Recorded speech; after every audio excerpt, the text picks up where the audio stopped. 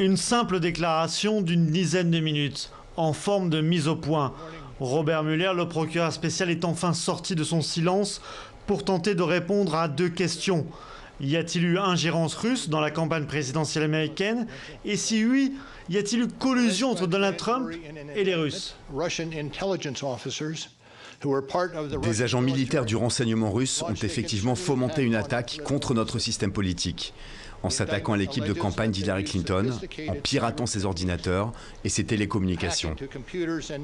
Après l'enquête, si nous avions eu la conviction que le président n'avait clairement pas commis un délit, alors nous l'aurions dit.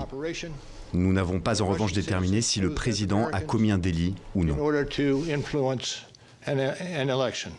De simples soupçons sans preuve, mais des soupçons suffisants pour de nombreux élus démocrates. Leur chef Nancy Pelosi déclare que personne n'est au-dessus des lois et d'autres vont même beaucoup plus loin.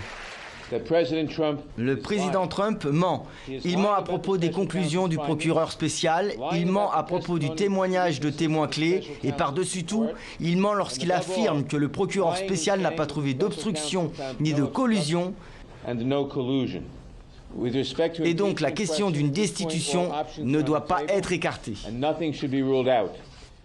Une procédure de destitution qui ne semble pas effrayer Donald Trump. Rien ne change concernant le rapport Mueller. Il n'y avait pas de preuves suffisantes et dans ce cas, dans notre pays, alors la personne est innocente. L'affaire est close. Merci. Toute procédure de destitution doit être avalisée par les 2 chambres du Congrès. Les républicains, fidèles du président américain, contrôlent le Sénat.